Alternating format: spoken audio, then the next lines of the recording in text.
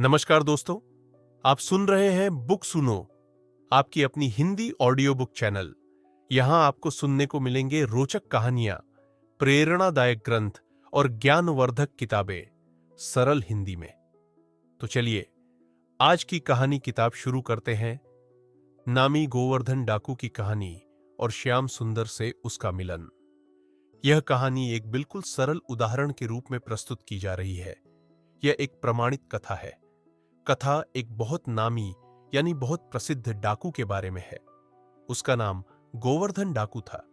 उसकी ख्याति और उसका नाम दूर दूर तक जाना जाता था, इतना कि उसका नाम सुनकर लोग ववत हो जाते थे, यानी डर जाते थे। एक दिन ऐसा आया कि राज कर्मचारियों ने उसका पीछा किया।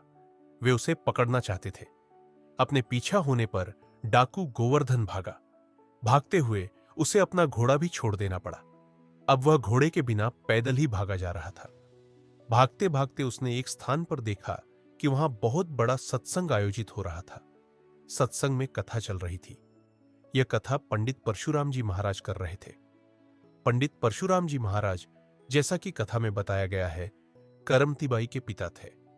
यह कहानी उनकी कथा से संबंधित है और इसे एक प्रमाणित कथा के रूप में प्रस्तुत किया गया है। डाकू गोवर्धन ने अपनी जान बचाने के लिए उस सभा में, जहां सत्संग और कथा हो रही थी, घुसपैठ कर ली। पीछा करते हुए राजकर्मचारी भी वहां तक पहुंच गए। उन्होंने सभा को देखा और सोचा कि यहां इस सत्संग की पवित्र सभा में भला कोई चोर कैसे घुस सकता है। यहां तो किसी चोर के घुसने की कोई संभावना ही नहीं है। इसी सोच के कारण उन्होंने सभा के अंदर डाकू गोवर्धन की तलाश नहीं की। परिणाम यह हुआ कि वे उसे वहां पा ही नहीं सके। कथा लगभग 2 या 3 घंटे तक चली। कथा समाप्त होने के बाद डाकू गोवर्धन बाहर आया। कथा का जो प्रसंग चल रहा था वह वृंदावन से संबंधित था। कथा में पंडित जी ने वर्णन किया था कि वृंदावन में श्री बांके बिहारी लाल है। कथा के दिन यशोदा मैया ने उन्हें एक सोने की करधनी दी थी। उनके पास सोना था। कथा में बताया गया कि यह बालक भगवान श्री कृष्णचंद्र जी, जिन्हें बांके बिहारी कहकर पुकारा जा रहा था, उनकी आयु केवल 8 वर्ष की थी। मैया यशोदा ने उन्हें सोने की करधनी के साथ एक सोने की लकुटी भी दी थी। पंडित जी ने कथा में यह भी बताया था कि यह बालक इतना बड़ा मालिक होते हुए भी, यानी इतना धनवान होते हुए भी, बहुत साधारण रूप में अपने सखाओं के साथ गाय चराने जंगल में जाता है। यह सब सुनकर डाकू गोवर्धन, जो कि स्वभाव से एक चोर आदमी था, उसके मन में उस धनवान बालक को लूटने का तीव्र विचार आया। कथा समाप्त होने पर जैसे ही पंडित परशुराम जी कथा मंडप से बाहर निकलने लगे, गोवर्धन उनके नजदीक पहुंच गया। उसने अपनी चाकू निकाली और पंडित परशुराम जी के गले पर लगा दी। उसने पंडित जी से कहा, जो इतने धनी बालक का वर्णन आप कर रहे थे, उसका पता लिखो। पंडित जी ने गोवर्धन डाकू को देखा। वे जानते थे कि यह वही डाकू है जिसका नाम सुनकर लोग थर थर कांपते हैं। वे डाकू के नाम गोवर्धन डाकू से परिचित थे। पंडित जी ने शांत स्वर में पूछा, भैया, तुम्हें इतनी जल्दीबाजी किस बात की है? डाकू ने अपनी बात दोहराई। उसने केवल कहा, पता लिखो। पंडित परशुराम जी ने डाकू गोवर्धन को उस बालक का पता बताया। उन्होंने कहा, पता है मथुरा क्षेत्र वृंदावन। बाप का नाम नंद बाबा। वह कन्हैया गाय चराता है। पर सुनो, पंडित जी ने चेतावनी दी, तुम्हारे जैसे डाकू उसको चोरी नहीं कर सकते। वह बहुत नटनाक है, यानी बहुत ही चतुर और चंचल है।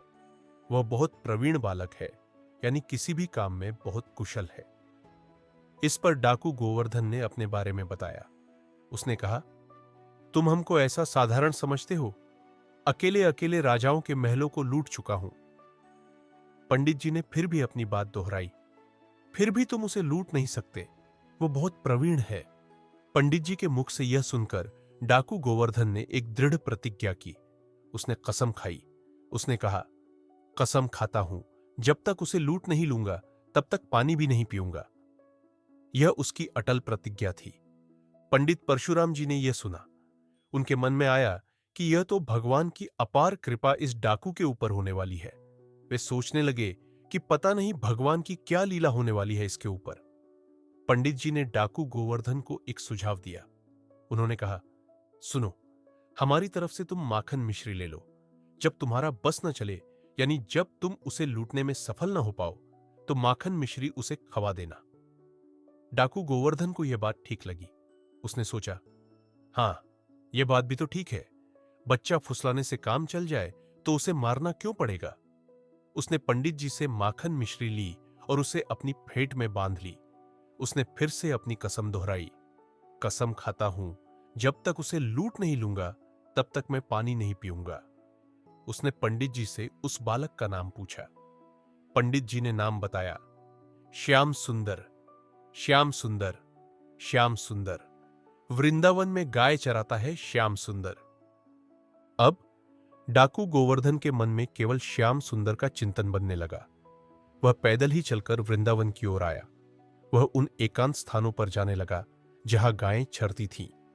वह वहां लोगों से पूछने लगा, श्याम सुंदर की गायें कहां गईं? श्याम सुंदर कौन है? लोगों ने उसे बताया, यहां सब श्याम सुंदर है। यह पूरा ब्रजमंडल भगवान का ही है। यहां की हर गौशाला भगवान के नाम की है। पर डाकू तो उस विशेष श्याम सुंदर को खोज रहा था जिसका वर्णन पंडित जी ने किया था, जिसे यशोदा मैया ने खास तौर पर श्रृंगार करके गाय चराने भेजा था। उसने लोगों से कहा, नहीं, मुझे वह चाहिए जिसे यशोदा मैया ने श्रृंगार करके चराने भेजा था। लोगों ने कहा, अरे, वह तो कथाओं में लिखा होता है, वह प्रकट में थोड़ी रह गया।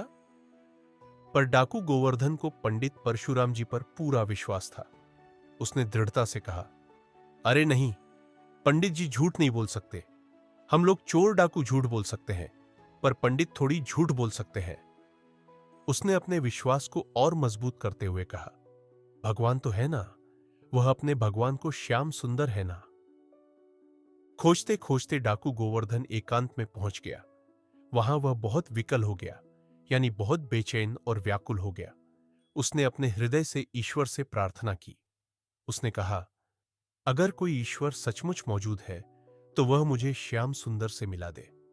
उसने अपनी कसम याद की और कहा, क्योंकि मैंने कसम खाई है कि बिना लूटे पानी नहीं पीऊंगा। उसकी व्याकुल प्रार्थना का फल मिला। इतने में, यानी उसी क्षण, उसे एक आवाज सुनाई दी। यह आवाज एक ग्वालिये की थी। ग्वालिया पुकार रहा था, श्याम सुंदर, तुम्हारी गाय इधर जा रही है। यह सुनकर डाकू गोवर्धन तुरंत उस ओर दौड़ा। उसने देखा, वहां एक अद्भुत बालक खड़ा था। उसने अपनी कमर पर हाथ रख रखा था। डाकू को लगा कि यह बालक दीन दयालु हरि जी न जाने कौन से गुण पर दया करके वहां उपस्थित हुए हैं। उनका स्वरूप बिल्कुल वैसा ही था जैसा पंडित जी ने कथा में वर्णन किया था। उन्होंने पीतांबर यानी पीले रेशमी वस्त्र पहन रखे थे। उनका श्रृंगार ठीक वैसा ही था जैसा पंडित जी ने बताया था। वह बालक श्याम सुंदर कमल नयन वाला था। उसने अपने मस्तक पर मोर मुकुट धारण कर रखा था। कमर में करधनी और हाथ में लकुटी थी। डाकू गोवर्धन ने उस बालक को पहचान लिया कि यही श्याम सुंदर है। उसने तुरंत अपनी चाकू निकाली। श्याम सुंदर के साथ और भी कई सखा थे। ये सभी सखा दिव्य थे। उनके साथ जो गायें चर रही थीं, वे भी सामान्य नहीं थी। भगवान ने उन गायों को प्रकट किया था। डाकू सोच रहा था कि वह उन सखाओं को मार डालेगा ताकि वह अकेला उस बालक को लूट सके। पर भगवान श्याम सुंदर ने सखाओं को एक इशारा किया। भगवान ने सखाओं से कहा, जाओ, इसको यानी डाकू गोवर्धन को हमें एकांत में निहाल करना है। सखा भगवान का इशारा समझकर चले गए। जब डाकू अकेला रह गया तो भगवान श्याम सुंदर ने उससे बातचीत शुरू की। भगवान ने पूछा, हां, बोलो, क्या तुम डरते हो? डाकू गोवर्धन ने अपने डाकू स्वभाव के कारण अहंकार से जवाब दिया, मैं डरता हूं? काल से भी नहीं डरता। तेरे से क्या डरना है? भगवान ने कहा, शायद तुमने मेरा नाम नहीं सुना होगा, इसीलिए तू अभी डरेगा। डाकू ने अपना नाम बताया। उसने कहा, मेरा नाम गोवर्धन डाकू, गोवर्धन ही तो नाम है ना मेरा। तब भगवान ने अपना नाम बताया। उन्होंने कहा, मेरा नाम गोवर्धन धारी है। जब भगवान श्याम सुंदर डाकू गोवर्धन से इस प्रकार वार्ता कर रहे थे तो इसका प्रभाव डाकू के ऊपर पड़ रहा था। उसकी आत्मा, जिसे जीव कहा गया है, शुद्ध हो रही थी। उसके हृदय का अज्ञान नष्ट हो रहा था। डाकू को याद आया कि पंडित परशुराम जी ने तो कहा था कि यह बालक बहुत प्रवीण है। उसे पंडित जी की वह सलाह भी याद आई कि अगर लूटने में सफल न हो पाओ तो माखन मिश्री खवाकर काम कर लेना। उसने भगवान श्याम सुंदर से कहा, सुनो। भगवान ने कहा, अच्छा, ऐसा प्यार करते हो? डाकू ने कहा, यह प्यार के लिए नहीं है, ये तो वह सोना चांदी जो पहले उतरवाने के लिए मैं यहां आया था, अब वह मुझे नहीं चाहिए। अब तो इसे ऐसे ही उतार देंगे। डाकू का तात्पर्य शायद यह था कि अब उसे धन दौलत का लोभ नहीं रहा, उसकी प्राथमिकता बदल गई थी। उसने माखन मिश्री की ओर इशारा किया और कहा, लाओ। उसने माखन मिश्री भगवान को खाने के लिए दी। भगवान ने माखन मिश्री खाई और उसमें से थोड़ा सा अंश डाकू गोवर्धन को भी छकाया। जैसे ही डाकू गोवर्धन ने भगवान के द्वारा छकाई हुई माखन मिश्री खाई, उसे भगवत अज्ञान हो गया।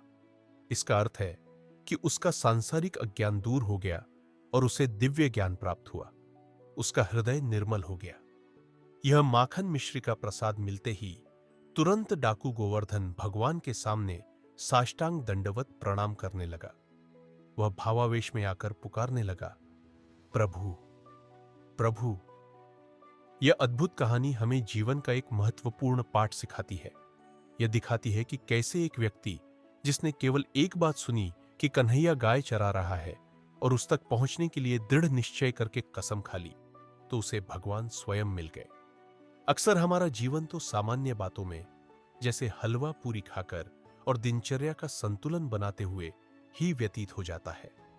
हम यह नहीं सोचते कि भगवान कहां मिलते हैं। यह कथा बताती है कि भगवान तब प्राप्त होते हैं जब कोई व्यक्ति भूख प्यास सहकर भी केवल और केवल भगवान के दर्शन के लिए प्रयास करता है। यह कहानी बताती है कि डाकू गोवर्धन ने भगवान श्याम सुंदर से सोना चांदी की लालसा छोड़कर माखन मिश्री ग्रहण की। इससे उसका सांसारिक अज्ञान दूर हुआ और उसे दिव्य ज्ञान मिला। वह तुरंत भगवान के सामने साष्टांग दंडवत करने लगा। कथा सिखाती है कि भगवान तभी मिलते हैं जब कोई व्यक्ति दृढ़ इच्छा और प्रयास से केवल उनके दर्शन करता है। सिर्फ सुनना या समझना ही पर्याप्त नहीं होता। भजन, नाम जप और ईश्वर के प्रति सच्ची लगन आवश्यक है। यदि हम भगवान को प्राप्त करना चाहते हैं तो हमें अभी से भजन आरंभ करना चाहिए, पाप से बचना चाहिए और सदाचार अपनाना चाहिए। ऐसा करने से हमारे अंदर की दिव्यता जागृत होगी और हम सांसारिक इच्छाओं से ऊपर उठ पाएंगे। यह कथा जीवन में सच्चे भजन और सही आचरण का महत्व दर्शाती है, जिससे व्यक्ति का जीवन मंगलमय और कल्याणकारी बनता है। धन्यवाद दोस्तों, बुक सुनो के साथ आज का सफर पूरा करने के लिए। अगर आपको यह कहानी पसंद आई हो तो लाइक करें, शेयर करें और सब्सक्राइब करना न भूलें। अगली बार फिर मिलेंगे एक नई कहानी के साथ। तब तक के लिए शुभकामनाएं और किताब सुनते रहिए।